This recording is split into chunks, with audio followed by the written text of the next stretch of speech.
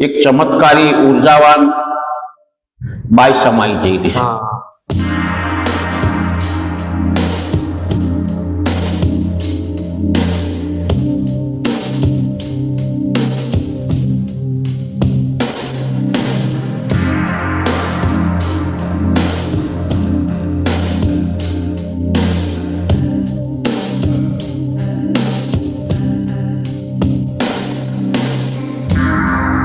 અંદર 100 થી 500 લીટર દૂધ ચડાવે, ગાયનું ચોખ્ખું, દેશી ગાયનું ચોખ્ખું દૂધ બરાબર. ચડાવે. એનો એક ચમત્કાર છે કે દૂધ બધું જતું અને આ પાણી પડ્યું રહે પણ દૂધ જતું. દૂધ 5 લીટર થી ચડાવો એટલે તમને રીતસર દૂધ બેસતું દેખાય. બરાબર. આ મંદિરના જે પૌરાણિક અવશેષો 1445 વખતના, ઈસવીસન 1445 વખતના 700 વર્ષ જૂના અવશેષો છે. નમસ્કાર મિત્રો, તો અત્યારે આપણે આવી ગયા છે લુણેશ્વર મહાદેવના મંદિરે. મિત્રો, આ મંદિરની મુખ્ય 3 વિશેષતાઓ છે. મિત્રો, આ જે મંદિર છે એ મહાદેવનું મંદિર છે. મહાદેવનું એકમાત્ર મંદિર છે કે જે પશ્ચિમ દિશાની અંદર આવેલું છે. બીજું મિત્રો, આ મંદિરની એક એવી વિશેષતા છે કે આ જે મંદિર છે ત્યાં જે શિવલિંગ છે એ શિવલિંગની અંદર 400 લીટર જેટલું દેશી ગાયનું દૂધ જે છે એ ચડાવવામાં આવે તો પણ શિવલિંગની અંદર સમાઈ જાય છે. અને આ જે દૂધ છે એ ક્યાં જાય છે એ અત્યાર સુધી કોઈને ખબર નથી. મિત્રો, ત્રીજી વાત એ છે કે આ જે શિવલિંગ છે એ શિવલિંગ પાંડવો દ્વારા બનાવવામાં આવ્યું હતું. અને જે લૂણ એટલે કે મીઠું જે ભેગું કરીને આ જે શિવલિંગ છે બનાવવામાં આવ્યું હતું. અને ત્યારબાદ એ જે શિવલિંગ છે એની અંદર એક બેન જે હતા જે શિવલિંગની અંદર સમાઈ ગયા હતા. તો મિત્રો, આ જે મંદિર છે એ ત્રંબાવટી નગરીની અંદર આવેલું છે. મિત્રો, ત્રંબાવટી નગરી ગુજરાત રાજ્યના આણંદ જિલ્લાનો જે ખંભાત તાલુકો કહેવામાં આવે છે એ જ આ ત્રંબાવટી નગરી છે. અને ત્રંબાવટી જે નગરી છે એ જ આ ખંભાત છે. અને ખંભાતની અંદર દરિયા કિનારે એક લુણેજ ગામ આવેલું છે. અને લુણેજ ગામની અંદર આ લુણેશ્વર મહાદેવ મંદિર આવેલું છે. તો ચલો મિત્રો, આવો આપણે પણ આ જે મંદિર છે, આ જે શિવલિંગ છે એના દર્શન કરીએ અને જે દૂધ છે એ કઈ રીતે જે શિવલિંગની અંદર સમાઈ રહ્યું છે એની પણ સંપૂર્ણ માહિતી લઈએ. તેમજ મિત્રો, આ જે શિવલિંગ છે એનો શું છે ઇતિહાસ એની પણ સંપૂર્ણ માહિતી આપણે લઈએ.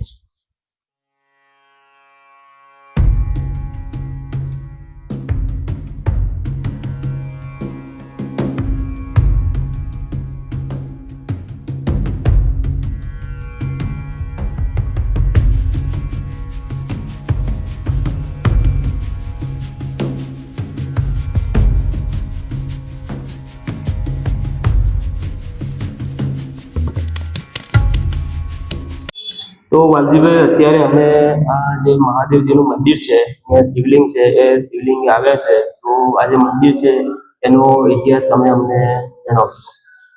આ મંદિરનો ઇતિહાસ ખંભાત તાલુકામાં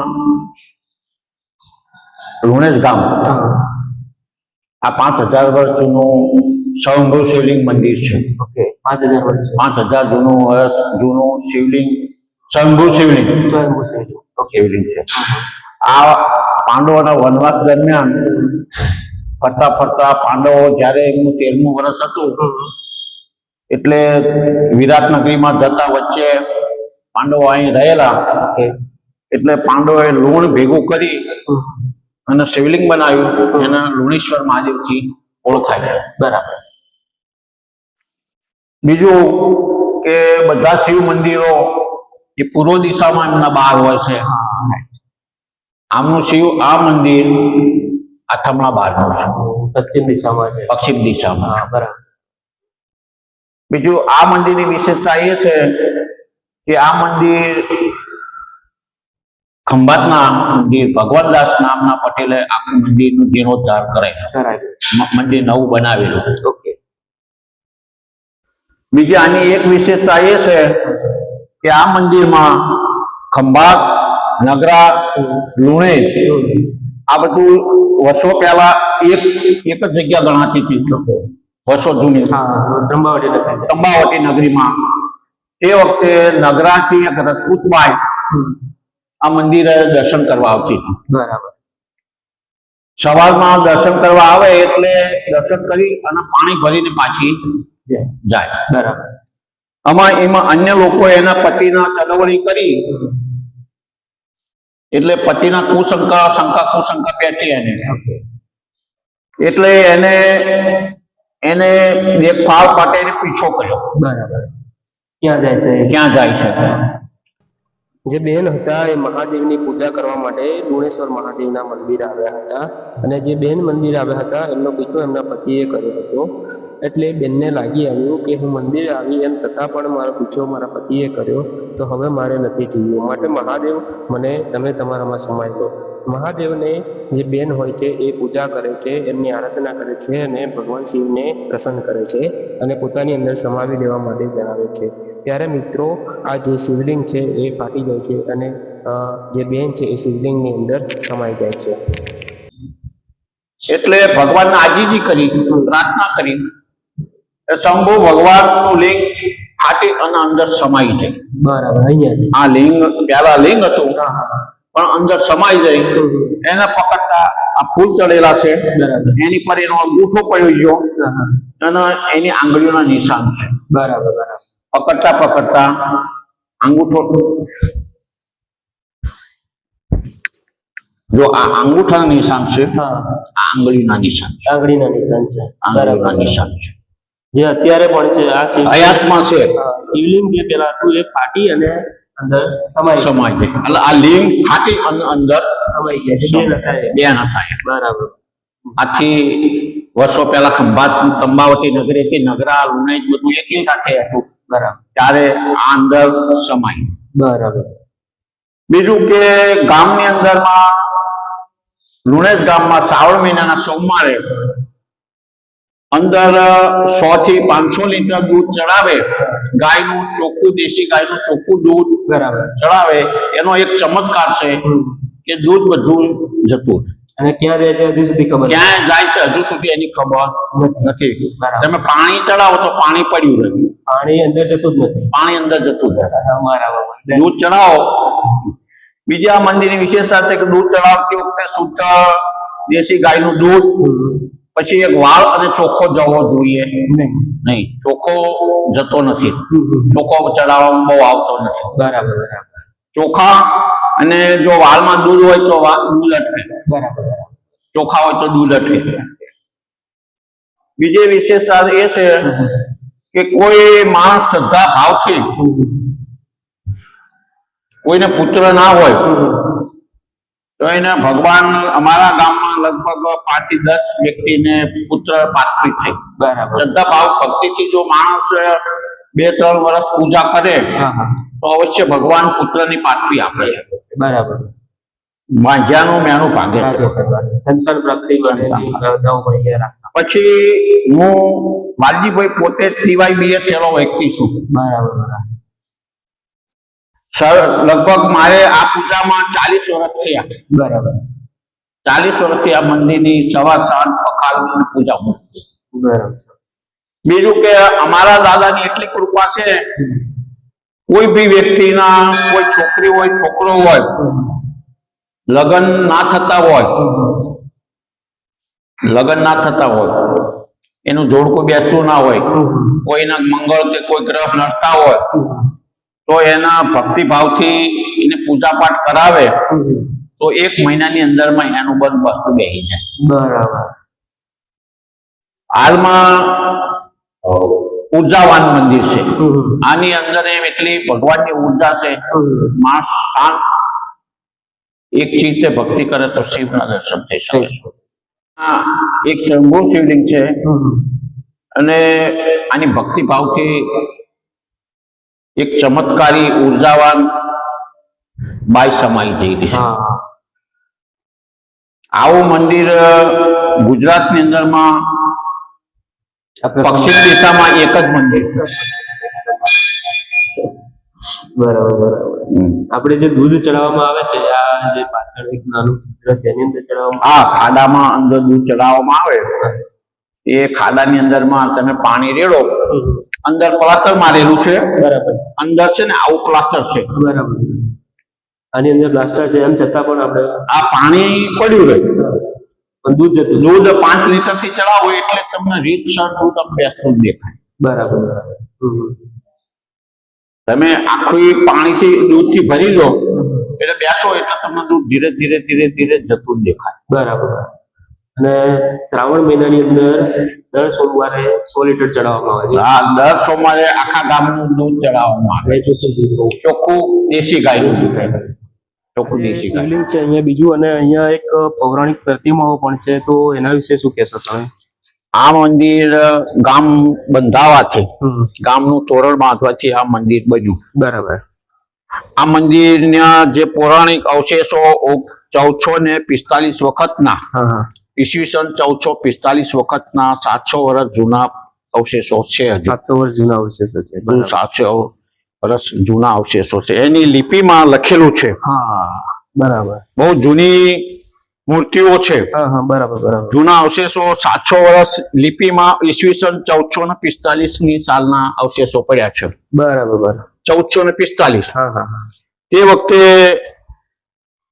ગુજરાતની અંદરમાં મહારાણા પ્રતાપ, નરસિંહ મહેતા એ કાળમાં બની ગયેલા. બરાબર. એ વખતના અવશેષો પડ્યા છે. બરાબર. પણ પુરાતન ખાતાવાળા જો આને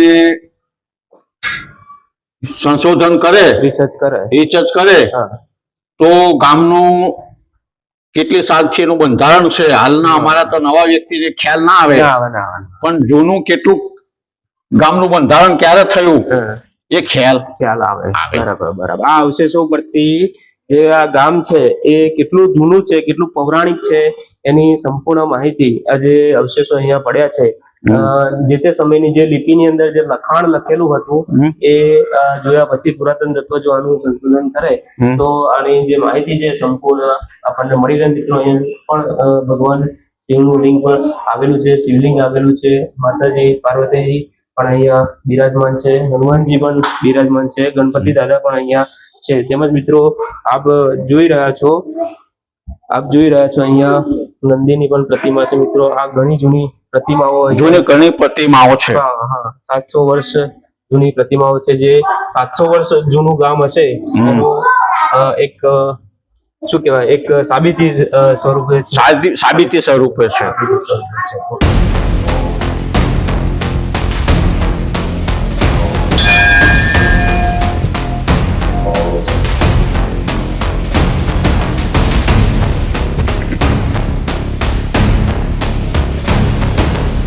મિત્રો આ ભોળેનાથનું જે શિવલિંગ છે અહીંયા આવેલું છે. મિત્રો અહીંયા એ કોઠિયો કહેવામાં આવે છે, નંદી કહેવામાં આવે છે. અહીંયા છે મિત્રો અને જમણી બાજુએ ગણપતિ દાદાની સરસ મજાની પ્રતિમા છે.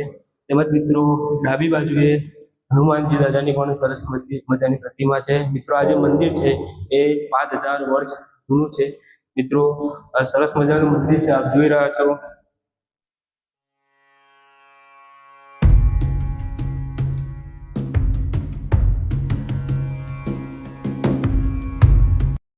તો આ જે શિવલિંગ છે એ પેલા લૂણ દ્વારા બનાવવામાં આવે છે. લૂણ એટલે કે મીઠું દ્વારા. એટલે જે શિવલિંગ બીજા હોય છે એના જ આકારનું હતું, પણ જયારે જે બેન હતા એ અંદર સમાઈ ગયા ત્યારે આ લિંગ ફાટીને બેન સમાઈ ગયા. ઓકે, આ જે લિંગ ફાટી ગયું એના કારણે આ લિંગની અત્યારે આ પરિસ્થિતિ છે. આ દેખાઈ રહ્યું છે. બરાબર. એમાં અહીંયા જે છે એ અંગૂઠાનું નિશાન છે અને અહીંયા છે એ આંગળીનું નિશાન છે. બરાબર. અને આ જે જગ્યા છે પાછળનો ભાગ છે શિવલિંગનો, ત્યાં શ્રાવણ મહિનાના દર સોમવારે 100 લીટર જેટલું દૂધ અહીંયા ચડાવવામાં આવે છે. અને આ જે છે ત્યાં આગળ કશું છે નહીં કે તેમ છતાં પણ અત્યારે પણ આ જે દૂધ છે એ ક્યાં જાય છે એ કોઈને ખબર નથી. 100 લીટર જેટલું દૂધ દર સોમવારે ચડાવવામાં આવે છે. શ્રાવણ મહિનામાં ટોટલ 400 લીટર જેટલું દૂધ ચોખ્ખું દેશી ગાયનું જે દૂધ આવે છે એ જ ચડાવવામાં આવે છે. એની અંદર ચોખ્ખું કે વાળ જવો ના જોઈએ એનું પણ ખાસ ધ્યાન રાખવામાં આવે છે. અને શ્રાવણ મહિનાની અંદર 400 લીટર દૂધ દર સોમવારે 100 લીટર એમ 400 લીટર જેટલું દૂધ અહીંયા ચડાવવામાં આવે છે. બહુ ઉર્જાવાન સ્વયંભૂ શિવલિંગ મંદિર છે. ભગવાનની હર કોઈ વ્યક્તિ ભગવાનની આસ્થા રાખે તો એની મનોકામના પૂર્ણ થાય છે. બરાબર. તો મિત્રો લુણેજ ગામે આવેલ આ લુણેશ્વર મહાદેવનું જે મંદિર છે એ આણંદથી 56 કિલોમીટરના અંતરે અમદાવાદથી 85 કિલોમીટરના અંતરે અને વડોદરાથી 88 કિલોમીટરના અંતરે આવેલું છે. મિત્રો સરસ મજાનું આ મંદિર છે. ગામની વચ્ચે મંદિર આવેલું છે. ડેરીની બાજુમાં મંદિર આવેલું છે. દૂધની ડેરી છે એની તરત બાજુમાં જે લુણેશ્વર મહાદેવનું જે મંદિર છે એ આવેલું છે. ઐતિહાસિક મંદિર છે. તો મિત્રો શિવરાત્રીના દિવસે અહીંયા ઘણા બધા ભાવિક ભક્તો આવતા હોય છે. તેમજ મિત્રો અહીંયા શ્રાવણ મહિનાની અંદર પણ ઘણા બધા ભાવિક ભક્તો જે મહાદેવનું જે શિવલિંગ છે, ભોળેનાથનું જે શિવલિંગ છે, ઐતિહાસિક શિવલિંગ છે એના દર્શનાર્થે આવતા હોય છે. તો આપ પણ આ જે મહાદેવનું જે શિવલિંગ છે એના દર્શનાર્થે આવજો. તેમજ મિત્રો તમારા ધ્યાનમાં પણ જો કોઈ આવું ઐતિહાસિક મંદિર હોય તો એની તમે અમને કોમેન્ટમાં જરૂરથી જાણ કરજો. અમે ત્યાં આવીશું અને આવા જ એક ઐતિહાસિક મંદિરનો વિડીયો જે છે, વ્લોગ સ્ટેજ આપણે બનાવીશું અને અમારી સમક્ષ અમે રજૂ કરીશું. તો મિત્રો આજનો આ જે વિડીયો છે મહાદેવ મંદિર, લુણેશ્વર મહાદેવ મંદિરનો, એ જો તમને ગમ્યો હોય તો અમારા વિડીયોને લાઈક કરજો, શેર કરજો અને હર હર મહાદેવ લખવાનું કોમેન્ટમાં ભૂલતા નહીં. તેમજ મિત્રો અમારી ચેનલ પર જો તમે નવા હોય તો અમારી ચેનલને સબસ્ક્રાઈબ કરજો, જેથી કરીને આવા જ વિડીયોની નોટિફિકેશન તમને મળતી રહે.